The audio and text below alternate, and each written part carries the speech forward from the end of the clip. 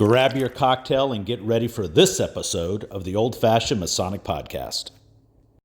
Welcome to the Old Fashion Masonic Podcast, where we talk all things Freemasons while drinking an old fashioned. I'm Brian, and we have an out-of-this-world episode. It'll make sense later. And I'm honored to introduce Jon Majerowski. Welcome, Jon. Thank you, brother. Thank you very much for the invite and for inviting me on your awesome podcast. I love it. We saw an episode, which we'll talk about a little bit later. We saw an episode of what you do. And folks, if you're looking in the background, yes, you are seeing a square and compass. Yes, you're seeing a spaceship. Yes, you're seeing an alien off to the side. There's a whole bunch of stuff going on, and it's all going to make sense later. I mean, maybe it's the new secret symbols of Masonry that we're about to uncover for the world, right? Maybe. So Jon, as we do on our podcast, we like to know as much about the man as we do the Mason. So tell our listeners, who is Jon the man? Oh, cool. Thanks. So I am information security specialist by day, CISSP. So I do information security. So it's the confidentiality, integrity, and availability of information systems, right? So basically slowing down the hackers. You're never going to stop them, but I'm trying to throw up as many roadblocks as I possibly can, right? So I do that by day. I'm a father, husband. I like hot rods. I like, rat rods and cars. I'm actually a Shriner as well, and a Jeepster. So we're in a Jeepster club. I got a 1948 Jeepster. We drive in 40 parades a year, and all that money goes right to the Shriners Hospital for Children. So we donate every time we go to a parade. We get a donation from the Rotary Parade Committee, and we just literally write a check and hand it over every year, right to the hospital. So I get to do that. So it kind of mixes my love of Masonry, hot rods, and helping out kids at the same time. So I do that a lot. That kind of books me up for most weekends in the summer, and of course the podcast. So I have a podcast called UFOs on the Level, and all about UFOs and consciousness and Masonry and kind of all that mix in the middle. So that's kind of me. I love it. I love it. We're going to get to the UFOs on the level here a little bit. So now you teased a little bit about Masonry, which I absolutely love. So we have the Jeepsters. Your Jeepster, what color is it? Orange? It's red. It's red. Yeah. They're all red. Yeah. Okay. Yeah. Well, they're all orange. Oh, wow. Cool. Jeeps. And they're called the Motor Patrol, but they're Jeepsters, and great unit. The cheapest thing is buying them. The everything else is maintaining it. That's where it costs money, right? Yeah. That's it, man. I mean, it's not easy to keep a 1948 Jeepster on the road. Right. No kidding. So walk us through your Masonic journey from when you started to where you're at today. Wow. Okay. So where I started was I was young. I was probably, I think it was 26, 20, 27, 28, and small town, Swanton, Ohio. And I actually owned a restaurant at the time. It's a crazy story, but young guy kind of owned a restaurant, and one of the older guys would come in every day. We had free Wi-Fi back in like 2000, 5, 6. That was a big deal, right? Free Wi-Fi. Yeah. That's how you go on Ask Jeeves. That's it. 20 years ago, you couldn't get free Wi-Fi. You had to just pull up and get it. So one of the guys that was in there was an older guy, and he had a laptop, and he came in every day, and eat lunch, hang out, really cool. And he's on his laptop. I'm like, what are you doing? He's like, I'm day trading, just hanging out. You got free Wi-Fi. But I noticed he had a Masonic ring, and I was always interested in it. So I asked him about it, and he said, you would really like it. And I'm like, oh, okay. So I read all the conspiracy theories at the time, all the Jim Marrs books and everything else you can get your hands on. Masons are running the world. And I asked him all those things, and he's like, no, not at all. He's like, it'd be really cool. So got a petition. Long story short, went through degrees, became, was raised in 2008, I think, like that.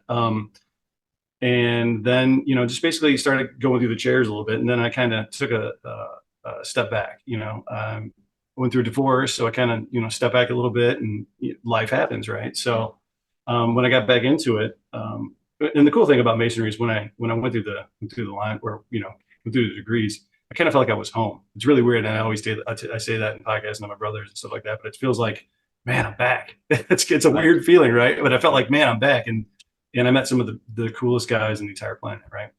Everybody. So I felt like it was just like my extended family coming home. That you might not have met in the real world. Never would have met in the real world. Like literally sitting next to the congressman on my left, and right is the janitor from our high school, right? And all these guys are the coolest guys in the world, right? Yep. And we're together, and they're still greatest friends, right? And I wouldn't have crossed paths with them at all, ever. So that's been an amazing journey to go through that. I kind of got more interested, right? So I went through York Rite. I went through the entire York Rite and tried to check that out. Just recently became a Knights Templar, so that was rad. That was a really cool experience. But I went through the York Rite, and then a friend of mine, growing up, next door neighbor, best friends forever. His dad passed in Florida, and he called me and said, "Hey, I didn't know my dad was a Shriner and a Mason, and I didn't know either. I said, we're flying him back. I can't find his apron. Oh my God, what do we do? So made some calls, and we have a lodge that's basically, I can't remember. They're going to kill me for not remembering it. But basically, if if a brother's from out of town, out of state, and they need to perform funeral rites, we do that, right? So they asked me to be a part of it, and that was rough, to get up there and like, oh, we're a guy short too, so here's the script. Get up there and read it. And somebody Yeah, and somebody I know, one of my best friends here, his whole family crying, and I'm trying to hold it together. Yeah. But I did that, and that was really rad. And through that process, I all they could find at the time was his Zenobia Shrine card, right, from the shrine that I'm at. So that's when I reached out, and as I did that, I got connected with the guys, and then they said, hey, coming up, we're having a 1-day thing where basically you're going to become a Shriner and 32nd degree Scottish Rite Mason. It's like, we're going to put it all together. We're going to go through this. And I said, okay, cool. After I went through that experience, and that's awesome. So I went through that, joined the Scottish Rite. And then, of course, I was a part of a few degrees, I was part of the cast in a couple of degrees, and that was great to do that. And, connect with brothers that, of course, again, they never would have met before. Right. And, really enjoy the Scottish Rite and the allegory and the morals and the stories that goes on there. And the shrine is just a whole lot of fun too, kind of a different side of that, right? Yeah. Actually out doing some fun stuff. So I did that.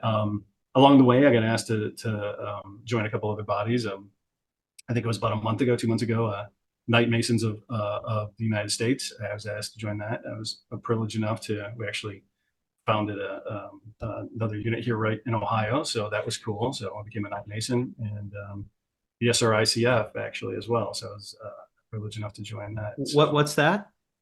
Society. My Latin is terrible. The Rosicruciana. The Rosicrucian. Yeah, that's the society. And yeah, forgive me. I'm not. Civitatibus, Foederatis. Yeah, yeah, that's it. And a couple more of these, I'll get that whole thing out. Oh man, I had to read it and still just chew it up. It was not good. Yeah. That's I didn't know that existed until I was, was asked if I wanted to join. And when I did, it was rad. It was beautiful. I love it. It's basically the Rosicrucian branch of Masonry, right? So it's Christian Rosicrucians, and goes back to that for the Fatima. So that's been really eye-opening, and the whole esoteric side of that is just awesome. That was why I joined Masonry. I think a lot of guys, when I got in, obviously I was like craving that whole esoteric part of it. Yep. And I really didn't find it until I started looking around and kind of went to the other bodies. But when I got back, you go back to Blue Lodge, and I realized it's all there. It's all right there in front of you. Yep. You just got to interpret it and look at it in different ways. All the symbols are there. The allegory, everything is right there in front of you. Yep. And it's one of those things where I ask people ask me, what about Masonry? It's like, well, for me anyway, it's whatever you want to get out of it, it's there. If you want to go, I remember going to the bookshelf in my lodge, and my lodge is 1800s charter or something like that, and popping open this bookcase, glass case, and 3 inches of dust on these books. Yeah. Take out whatever you want, talk to some guys. And that's kind of where I got started in the whole esoteric side, and did my own research, and then kind of luckily enough connected with a lot of guys that were into that as well, right? And then grew my community that way. And that's the cool thing about Masonry, because your Masonry looks different than my Masonry, and my Masonry looks but there's something for everyone. And if you want to put in a little bit of effort, you can get twice as much back, right? It's not, well, I just come and sit in a meeting. Listen, I'm speaking for me, not for you. Meetings, boring. Degree work, any sort of esoteric, that is awesome to me. Camaraderie before and after great meetings. We've all been in meetings. We hear agendas and bills and all that. But if we would incorporate really good Masonic education that's interactive, I think that could really change the course, because then you get something for everyone in there. Yeah, definitely. In Ohio, we have a district education officers, right? So like I don't know if you like that in Kansas as well, but we have an education district lodge education officer, and brother of mine is awesome in the fifth district here, actually the 11th, and you know, he'll do lectures. So he'll come in and, you know, power like a projector and do some really cool expounding upon, you know, parts of the degree or parts of masonry that you would not actually have dived into by yourself. You know, another brother of mine in his lodge, Robbie Franks, is awesome. He started last year a lecture series. So they would have a regular meeting, or they would just have a special meeting where, you know, no business. It wasn't any of the sitting through the bills and all that stuff. It would just show up, and we're going to have a lecture on this, right? And that actually drew large crowds, guys that normally wouldn't come out. They'd come out to hear, you know, lectures about whatever. I was fortunate enough, he asked me to do a lecture, so I kind of drew a crowd and talked about UFOs. It's not normally something that happens, right? But bringing all those guys together is pretty cool. So yeah. And again, there's just so much when you step away from lodge for a while because life gets in the way, and you come back to your point, which you mentioned earlier. I always feel home, and it's really people. That's where people think it's cultish, you know, or like, how's an 18-year-old and a 57-year-old guy just talking chatter, because we've been through it the same way. And it always does feel like home. And that's, I guess, if I ever, you know, feel like I ever get to that dark place, I feel like I have that outlet where I've got somebody that I could go there and they would bring me out. And I would love to see more former military join, because you know, there's some just stuff that people deal with, but especially them. I mean, that fraternal bond that they have in the military as being a prior service, that fraternal bond that I felt like I was missing, is why I sought out Masonry. It's there. If you put in a little bit of effort, that return is immense. Totally. Yeah, no, I've met some of the greatest guys in the world that I never would have had a chance to meet without Masonry. And I'm thankful for it, honestly. Yeah, it's really I think it's maybe for you, you'd agree, it's really made me a better person, probably a little more open. You know, being in the Midwest, we're pretty blinded, and it's really made me be a little more patient and understanding about other views. You know, when you're, you know, as brothers, you know, we did an episode recently with the Grand Master of Russia, and I thought it might have went a totally different direction, but I felt like that the cement of brotherly love was being spread, and it worked out better than I had hoped. Yeah, no, that was amazing. I watched that podcast, and that was amazing. I expected a completely different turn, especially leading up to it, you know, and you can see, and you know, personally, I could see during the beginning of the show, you know, it kind of was a lot of formalities, feeling it out, you know, kind of going, and then you could see that kind of rapport building as it the went. Body language changing.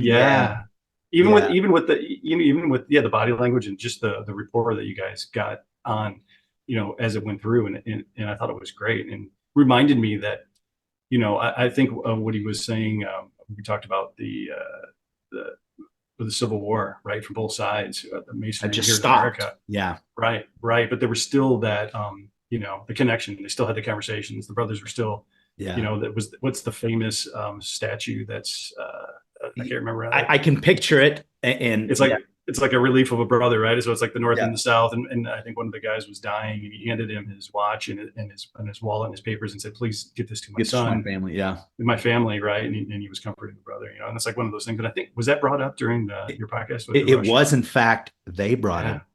They brought it up, right? And so that's interesting that the American Civil War, that was something that was top of mind, which that kind of hit me a different way, maybe because I wasn't expecting it, but I thought, okay, all right, that crossed not only generations, but also language barriers. So so cool.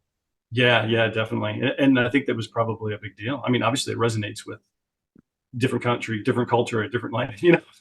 And, you know, there's probably stories in the Grand Lodge of Russia, Italy, all the wars over the years. We can't be naive enough to think that a battle only stopped in the United States in the 1800s. I'll bet you there's stories all over the place, right? And that's awesome. Of course.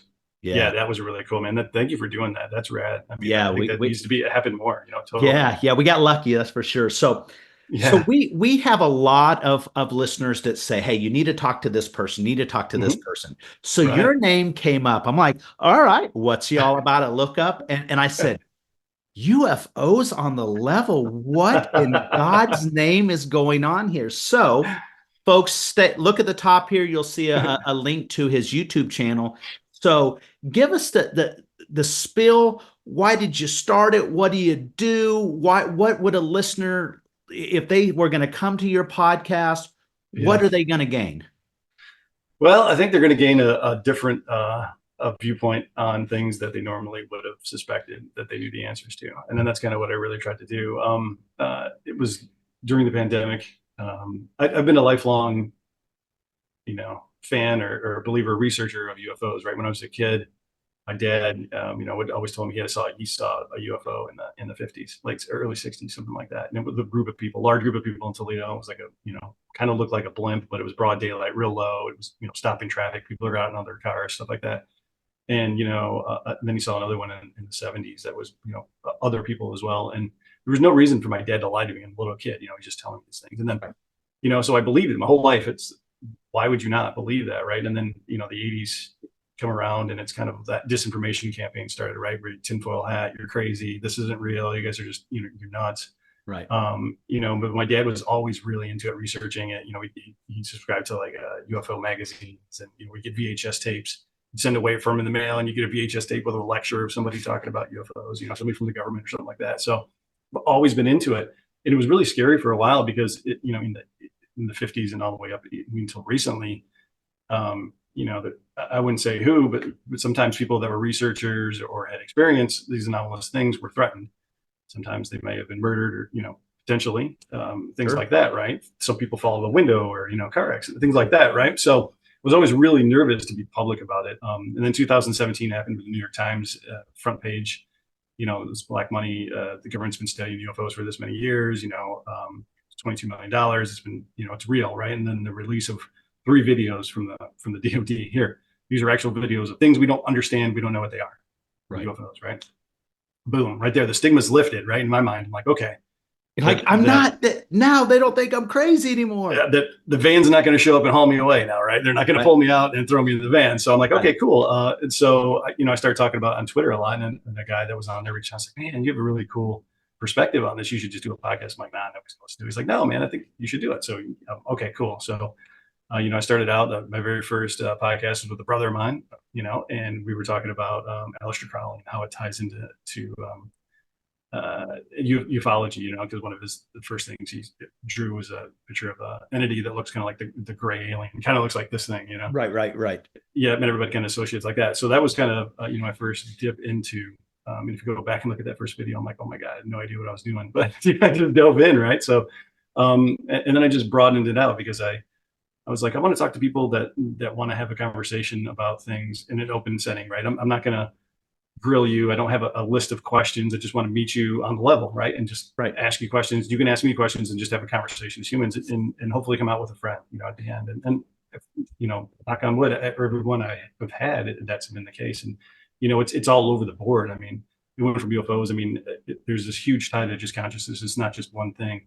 It's multiple things. I mean, life after death, cryptids, weird things that, that people see that they can't explain. You can't explain time. Yeah. All these things, they kind of all have a connection, and that connection, from what I've been able to gather, is just that somehow it all connects to consciousness, where that all ties in. So I just kind of like go through it and meet brothers. There's some great interviews with some brothers I've had on there. They're authors, and they kind of delve into some of these topics as well. And I've got to meet some great people from all over the place that just can elevate the conversation in a respectful manner to stop the giggle factor. Every time it's on any of the news, there was laughing, and that's kind of dying down now because it's serious. Sure it is. So like the recent event, maybe in the last 6 months in Las Vegas. So initially it was kind of weird, but now it seems like it's getting a little deeper. Yeah, there's been a very long-standing campaign from the media, and it's been directed by the U.S. government for sure, for disinformation, right? For disinformation, Project Blackbird, basically just to quell all these stories, make everybody think they're crazy. That's not real. This didn't happen, or put fake news stories out to just muddy the waters on all these things, right? Because if you don't know what to believe, if there's just a bunch of crap out there, it might be there's much truth, but the rest of it's just murky, right? And one of my goals, and I actually got to meet a couple of brothers, but I know there's got to be some brothers involved in this. I know there's Masons somewhere, and what was one of the things, I mean, I have a bunch of theories, but and I go into it a lot in my podcast about, this latest disclosure movement, right? This public disclosure movement. And one of my main theories is that I believe that there's a lot of Masons involved. I think there's a lot of Masons involved because they're from different branches, different walks of life. Sure. Maybe military, maybe, private sector, all these things. But I think a lot of them got together at one point and was like, we can trust each other. We want to do this. This is for the betterment of humankind. How do we do it? Let's do it together. And I think that's kind of what the latest disclosure push is. And I've been really trying to dig into that and find those answers. I love it. So, UFOs, I am not naive enough to think that we're the only planet to have life. And if you, right. So I can go that far. I'm a visual person, but then somebody could say, well, what about your belief? Well, that's a feeling too. So I've not, right. But what made it a little real for me was two things. One, all that black money, but two, when the Space Force was created, I thought, wait a minute. Out of nowhere, right? There might be something to this, because otherwise, President Trump would have got smoked for other reasons for bringing this in. But then there's like, well, shit, maybe that's what with the black money. And then that I thought, this has been an interesting cover up for the last 60 years. And how many people that have maybe passed now never got the chance to feel vindicated, but now they're like, I told you. Right. No, it's a real big deal. And I say this a lot too, is that everybody, once you've had an experience, and I've had my own experiences, and once you have that experience of something in the sky or something that happens to you that it's a real experience to you, you can't shake that. It's not. There's a lot of people that can just block it out and pretend it didn't happen. Like, oh, that didn't happen, But once you have an experience with an interaction of non-human intelligence, right, you kind of go, okay, I need to figure out what this is. And a lot of people, it kind of sends them on the journey, right? Kind of where I'm at to look for answers to things that don't have any answers, but and ask more questions, right? And that's kind of what I've been doing, just keep going down there, and you can't shake it once it happens, honestly. I think this is the absolute best time for you to be on this journey, because there's interest and a lot more credibility than if there were podcasts in the 50s. There was radio, but that would have been the Cuckoo for Cocoa Puffs crowd, right? I mean, you would have been put in that category. Right. Yeah, right. Yeah. And I think now there's a lot more openness of like, what? There are so many more cameras. I think part of the deal with technology, it's harder to hide in the 50s, you could hide everything. You can't really do that now. Is that fair?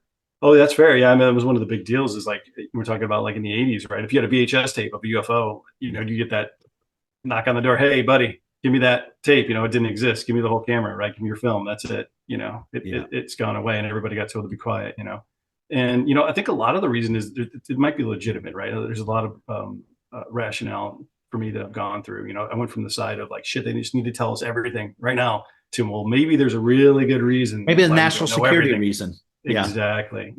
Right. And I think that's a lot to do. I mean, and not to say some of the things that we see aren't prosaic as far as, black tech, that's, new things that we, but I'm always saying the government's got technology that's at least 40 years, if not more advanced than we have right now. Like this iPhone is 40 years old compared to, some of the stuff that they have. So what's to say that they don't have anything that's advanced like that? But we can't be that naive, right? Right. Of course. Yeah. So I encourage everybody, go check out the podcast. If you're hearing him how he's speaking, he's got nice, steady. He'll get amped up on him, and they'll go back and forth. And you've got some really solid views. So go check out what Jon does. So we're going to bring Jon back. He's going to channel his open-mindedness here. So we're gonna ask him some of our standard questions we ask. Yeah. So cool.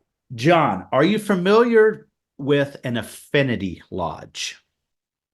I'm not, I don't think we have them in Ohio, but help me out. I think it's, give me the rundown and see if I say this because based on what you do. So in Kansas, 10, maybe 12 years ago, they started Affinity Lodges. And the first one that was started in Kansas was Justice Lodge. And they are all law enforcement. So whether police officers, sheriffs, judges, and so they still had to be a member of another lodge, But there was Okay. an All right. affinity lodge that could meet quarterly, yearly, however they do. But it's where Okay. like-minded brothers come. Okay. So Cool. there are lodges for motorcycle riders, firemen, and whatnot. So I say that because Oh, so in Texas, there's Tranquility Lodge number 2000, which I'm a member of, right? yeah. That's the And Lodge but on the Moon, the Buzz Aldrin. Yeah. right. So Yeah. what we can't be naive to think, why Right. couldn't there be a Tranquility Lodge of sorts, but the UFO Lodge Yeah. based in Ohio that's got members everywhere, and you're like-minded and you get to I know there's a Star Trek Affinity Lodge where Oh, everyone wow. does so that brother will be coming on soon, so that's going to That's be right. fascinating as hell. So Yeah. Yeah. Affinity Yeah. Lodges, what's your initial reaction? You don't know a lot, and I'm catching off guard. What's your initial No, no. I think that's great. I think that's awesome. I think it'd be really cool. Like I said, one of the things was I know there's brothers out there that we can talk to, right? That would keep secrets, and that would be really cool. P.D. Newman, a brother, of ours, is an author, and I had him on the podcast, and I was asking about the same kind of thing. I said, hey, what do you know about this? And he said, well, it was the intelligence community actually infiltrated his words, a lot of lodges out in Colorado, to the point where they started their own lodge, right? So there was like all intelligence, military intelligence, government Yeah. intelligence agencies, that guys that made their own lodge. Before that, they were kind of just, I don't know if they were trying to, I don't know if they were just brothers trying to join, and or if they're trying to get secrets or whatever. right? But they ended up started their own lodge in Colorado. So it's all intelligence. So it kind of reminds me of that. But yeah, I think that would be really cool to have a bunch of brothers that are into that and like-minded. That would be really, really Yeah, cool. and I love Affinity Lodge. So there was a lot of hoopla, shocker, when you go to do something new in Masonry, people freak out. Wow. Yeah. Yeah. But We didn't do that in my year. yeah, right. Well, that's exactly right. Well, that's not on the level. Well, first of all, they have to be Masons, but I love Affinity Lodges Yeah. because it gives a brother another outlet if they're not being fulfilled at their home lodge because their Right. Masonry looks different. This gives Yeah. them an outlet, and I love tools in the toolbox. I love options for the brothers. Yeah. No, that's really cool. I like that idea. I have to Yeah. talk to some of the guys. That'd be rad. So this is a little deeper. Okay. Nobody living. Mm. Would you like to have dinner with that you've never had dinner with before? Wow. And why? So I got two ways with this. Everybody wants to pick somebody famous, and I would pick Nikola Tesla, just because from his mind, but just because I've read from him some of his habits. He didn't. If you really wanted to be near Maybe people time and talk to travel. people, yeah, I mean that would be cool. But I'm thinking maybe I wanted to maybe have dinner with maybe my great grandmother, like that, something like that. Somebody just really, really way back, somebody I could still relate to. So maybe 1700s, 1800s, but just Yeah. just kind of get that feel of what life was like for them and what they were Most thinking most about people go the future, famous, but maybe an Yeah. ancestor, because it might explain, like, why am I so wackadoodle every once in a while? Yeah, exactly. Like when you see the guy do the weird thing that I always do, like, yeah, that's where I got it from, right? Yeah, right. We love that. Yeah. A listener brought that years ago. We absolutely love that question because it really makes you think, right? Yeah. Everybody goes for the famous, but I'd really like to see an ancestor, what they had going on, for sure. Yeah. It'd be interesting. You go back, and because in the 1700s, they may not have used the term UFO, but have you seen anything you can't explain? There may be a whole nother series and it'd be interesting how they would describe a situation. Right. Yeah. I mean, that's one of the big deals in ufology. I mean, Jacques Vallée is an author, and he's been in ufology forever, right? And he was actually the inspiration for Steven Spielberg's The French Guy in Close Encounters of the Third Kind, so the French scientist. So he's got a whole number of books, but he kind of connects, the fairy folklore and all of the folklore tales from Ireland and England, Scotland, all those things kind of all have a kind of a root as well in the paranormal and ufology and all that stuff. And even older in religion, so it's kind of like the same thing, but just branded different, right? In the 1800s, they saw steamships in the air, right? Big balloons and things like that they couldn't explain, and people would land and say they're from Mars and things like that. So it's weird. It's just kind of I feel like it's the same branch of the tree, right? It's just different aspects of it. Yeah, I think it's fascinating. Yeah, it's really cool. So I ask this question a lot, and I like to hear the different perspectives, not only from across the country, across the world, and generationally speaking too, but why do you think more men aren't joining Masonry today? Well, I think there's a couple things. I think one of them would be knowledge, I hate to say publicity, right? But they don't know. They think it's this club where you have to be tapped or chosen or Old whatever. rich white guys. Yeah, that or they don't know how the fraternity works at all. And like we talked about earlier, this is this conception that we're worshiping the devil and there's all this weird esoteric stuff going on, and Yeah. we're all these things. And I think that it wasn't until movies like National Treasure and things like that, and it got out more into the zeitgeist, that people started to go, well, maybe there's something to this. Yeah, the old white guy thing's probably a part of it as well, but I really think that a lot of people have reached out to me ever since I started my podcast and say, hey, how do we become a Mason? What do I do? And I'm excited when that happens, because then I direct them to the local, It puts a Grand face, Lodge or it puts a whatever. Yeah, face and a personality that's not what they thought. And that was the exactly. exact reason we started this podcast, because Right. I thought, I've done membership, been a membership chairman and all that, but Right. what can we do to put a face on Masonry that's not what anyone thinks? And we have so many faces of Masonry, and that was the real reason why this morphed. Was I'm going to try to do my part to save this. Oh, that's right. And it really needs to happen. I think that there's this push recently, in my mind anyway, that people are looking for something else. Like with ufology, right? People are, now it's out we can talk about things like that. And we can talk about things that we normally wouldn't, that might have been taboo before. We can investigate things. And I think that's kind of what the draw is for a lot of guys, right? Okay, Yeah. this is cool. And I think that, another question that we could ask is, why can't we retain Masons? And unfortunately, I've had a couple of friends. Yeah, a couple of friends of mine, early on, I was newly a Master Mason, and I was telling everybody how awesome it was. And I had, a couple of friends that want to join, and they went through the first degree, and they were like, nah, just this for me, And after I brought two guys through, and that happened, I started going, man, I don't know if I want to bring guys.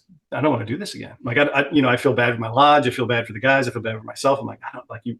I really got to make sure somebody wants to do this, and before, but that was only two cases. And, one of them was, unfortunately, was due to religion. He was, Catholic Church. He was studying to be a deacon in the Catholic Church. And the bishop told him he's got to pick between Masonry and Catholicism. And that broke his heart, man. He was really into Masonry, but he was really into, Catholic faith. I get both, right? I hate that we have to make choices.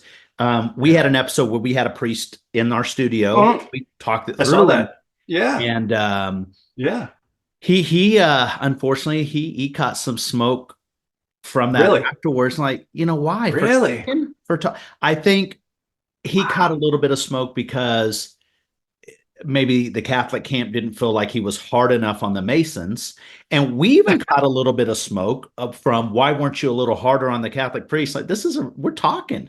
Yeah. We're grown men talking. Why do we have to beef? There's enough to beef about, but with the priest. Oh, really? That's amazing. I've heard of priests secretly being Masons, Well, we all know most people know Catholics that are Masons, and at least where I'm from, there's a lot of them, and they're great donors. So they're not going to be messed with. I'm quite certain. I mean, I'm Catholic. I was raised Catholic. I mean, I think I still am. I don't know. That whole excommunication thing came out last November. The February again. The kind of it was this February. That kind of pissed me off. It was that. Yeah. That kind of. If you look at one of my podcasts on there, I'm not really. You'll have to excuse me. I had a lot more old fashions. I was really heated about that whole thing. Oh, you can tell on ours, though, when we have live shoots, we'll do 4 or 5 episodes and bank them, right? Yeah. And by episode 5, you can tell we look like we've got heart disease. Our face is red. We're slurring. It is not good. So we've stopped banking 5 in a day because of that. Somebody's going to slip up and lose their dues card. It's going to be good. Yeah, for sure. So no, I think it needs to be more. So going back to your question, I'm sorry. There needs to be more. There needs to be more education as far as public. Like you're doing. This is great. I mean, I think it's amazing to get the face out there, to get people to understand that Masonry is more than what this made up fairy tale that everybody believes it is, and that we are doing good work, and we're improving ourselves, we're improving, and there's something different for everyone. Exactly. What does it for you or doesn't for me, there's something for you. I promise you, there's something for you. We're not all old. We're not all rich. We're not all white. Nope, not at all. So so if these were the 3 reasons, push that to the side. We just solved the first set of problems. What else do you want to talk about? Yeah. I think the amount of, and I never had a problem public speaking. I was in radio and things like that, and whatever before. But I've seen guys come in that were, really meek and really good guys, and then just go through Masonry and then be able to be amazing lecturers, like to get up in front of crowds of people and just have the confidence to be able to speak and to unite people and stuff like that. And that just makes me so happy that Masonry provides just that little one tiny thing. Like you said, there's things for everybody, but just seeing that, huge, right? So a guy that I came in with, I became a Master Mason with, a Scottish Rite Mason with, and a Shriner with, all at the same time as when we went through our journey. Yeah. And we went through the line together at our lodge, and he was behind me. That's cool. And he's like, I'm not extroverted. I'm not really that. This guy, he is not as buck-ass wild as I am, but he had my favorite leadership style, and his name's Mike Ward. He was the first guy we ever shot back when our episodes were really shitty and the camera was on. He was terrible. But Mike is one of my favorite humans, but he's one of my favorite leaders because he put this pressure on of having to follow Byrd's big mouth and big energy. And he said, you know what, screw it, I'm going to do it my way. He brought stuff to our lodge that hadn't ever been done, that is still being done now, almost 10 years later of him being a master. And that's the true testament to a leader, right? Right. They'll remember the goofy spazzy guy, but to really remember who put these things into effect, he really, there are reasons where I think that he did so much more for our lodge, because he was so focused on the mission, because he wanted to be a good leader. And damn, he did a good shout out to Mike, man. I just love your leadership style.